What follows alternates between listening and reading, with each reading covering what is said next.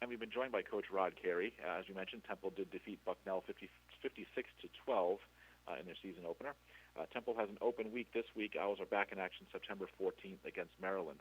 Coach, thank you for joining us on the call. If you would just take a minute. First, congratulations on your first win at Temple, and give us get your thoughts on the win and your plans for the early open week as you head into the game against Maryland on the 14th. Yeah, thanks. So it was a good way to kick off the season, that's for sure.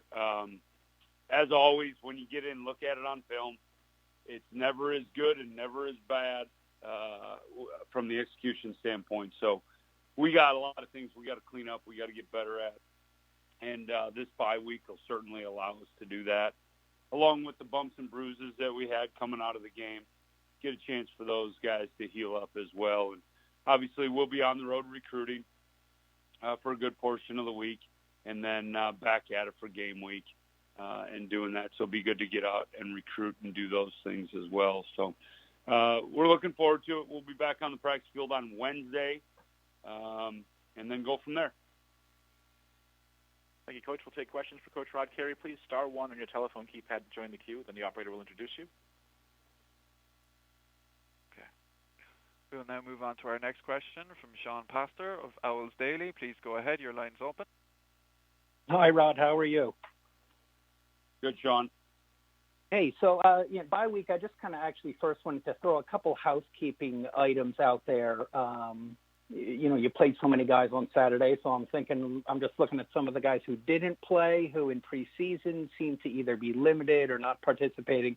So the first two were Evan Boozer and Kevin Robertson, their status.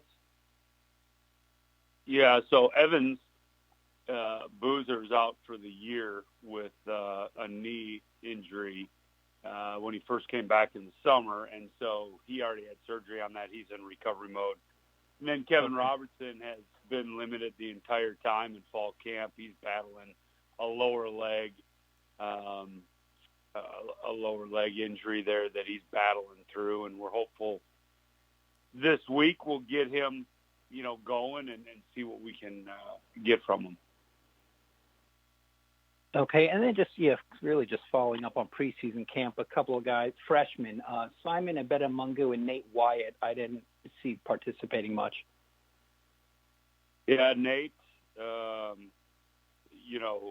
had a knee injury first day of camp, so he is scheduled for surgery here in a little bit, and so he'll be out the year that way. And then Simon is battling a couple things that right away when he got here in the summer that's going on with him. And so we're taking the cautious road with him, and he has not participated yet. Okay, and then last sort of this type question was whether Tyleek Rayner is going to be rejoining practice yet or has or will be anytime soon. Tyleek is certainly on the road to getting there. We don't have a time frame for that, but really like the way Tyleek is, attacking everything that he has from school to all the other things that he's a part of right now, and really like the way he's going. So we don't have a time frame on that yet. Okay, it's a more substantive question about the game. Sorry, Sean. We want to get to some other people in the call. If we have time at the end, we can bring it back. We just want to try to limit the number of follow-ups if we can. Okay. People in the queue. Thanks. We'll now take our next question from Mark Nadusi of Philadelphia Inquirer. Please go ahead. Your line.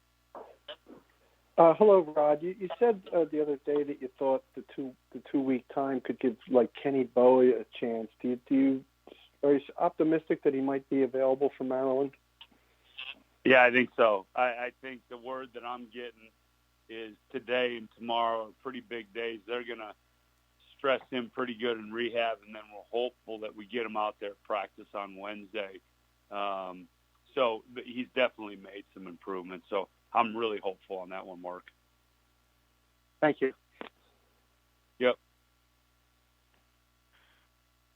We'll now take our next question from Dante Collini of the Temple News. Please go ahead. Your line is open. Hi, Rod. How you doing? Good. How are you? I'm good. So obviously it's good to get off to a fast start against a team like Bucknell, but how are you guys going to prepare for teams that maybe pose a bit more of a challenge for you? Well, like we prepare for every game. Every game you want to get off to a fast start, and you certainly game plan that way, and you put your best foot forward on, the start of every game. And then games are a series of adjustments inside that game plan and how you do. So that's how we're going to attack it. Okay, and you mentioned that you would be doing some recruiting during the bye week. Is that something that you guys typically do? Yeah, we're in the evaluation period right now, so we can get out and, get to high schools. We can't see individuals, but we can evaluate them like a practice. I know all the high schools around here are practicing today, so guys are out doing that, and then I'll be out doing that tomorrow as well. And then Friday we'll get out and see games, which will be fun. Thank you. Yep. We'll now take our next question from Leo Haggerty of ITS Sports Magazine. Please go ahead. Your line. Good afternoon, Coach. Afternoon. Coach, probably every NCAA football program has a player or a coach that has relatives in Florida. How do you deal with people in your program now trying to concentrate on football with a Category 5 hurricane 100 miles off the coast? Yeah. It's a good question. It's interesting you say that because my in-laws and my mom go down to Florida in the winter. We were just having that discussion yesterday. We will address it when we get back together here with the team. As far as listen, if they need to be doing something we will make every effort to help them, help their families in whatever way they need to. Sometimes maybe just talking to them. Sometimes it's maybe something unforeseen. So lines of communication are open. That's the biggest thing. Coach, last question. Thank you for your time today. You alluded to the fact that you won big but Bucknell, but there were things you got to clean up. Was this what you would call a teachable win for your program? Yeah, yeah, absolutely. Every game you play, you learn something from, but it's a lot easier to learn from a win than it is from a loss, as I've been through this a bunch now. And there's a lot of things on there that we have got to execute at a higher rate, and we got to teach at a better rate. It's players and coaches in this thing. It is not just the players. You know what I mean? It's players and coaches. We all have to get better at this. Thank you, Coach. Enjoy the bye week. Thanks. We'll now move on to our next question from Kyle Gauss of owlscoop.com. Please go ahead. Your line is open. Hey, Rod. Anthony mentioned after the game that compared to years past, you guys had much better, more success getting the plays in from the sideline. He credited it to a couple meetings you guys have during the week about just kind of the play calls. I was wondering if you could maybe walk us through logistics and what results you've kind of seen from those meetings. Absolutely not. I will not walk you through that in any way, shape, or form. That's something we do, and that's a tactical advantage. Fair enough. I mean, I guess with that, from that same vein, did you see success with getting those plays in quickly from the sideline? Yeah, I thought the operation worked well. I was really pleased with that. And that's a credit to Russo and the offense and Coach Urovich and the other coaches over there. Really worked hard at it, and you could see that pay off.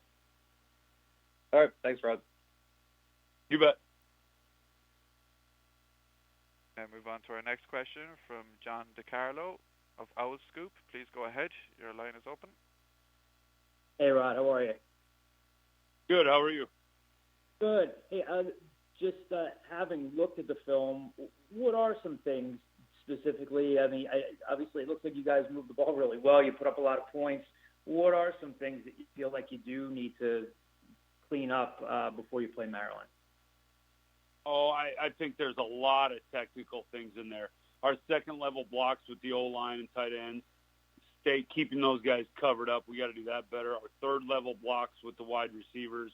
On defense, really, disengaging the blocks. we stayed blocked a little bit too long at times, and then our eye discipline on what we're doing and making sure our eyes in the right place defensively. And then special teams wise, we got to go ahead and have better execution there, and we got to teach better as coaches too, and really get ball placement where we want it, even though the kickoffs are going in the end zone. Some real technical things that we need to clean up.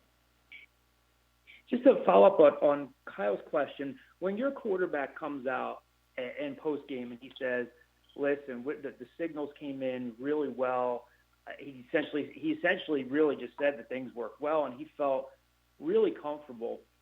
Obviously, you got 11 more games to go, but what does it mean to you and your staff when your field general, your quarterback, comes out and gives you guys that ringing endorsement right after the first game, when you could still be sorting through kinks like that, and he comes out and says this is essentially working as well as it ever has since he was a starter?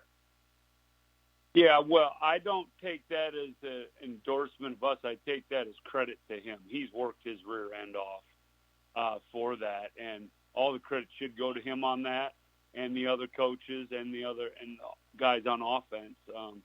That's what I think that's more. I take that as is that's a credit to him when he says that, and I know he's trying to pass it along, the compliment along to us coaches too. But I really think that's him. Gotcha. Thanks, Rod. Appreciate it. Coach, thanks so much for your time today. We look forward to talking to you once again next week.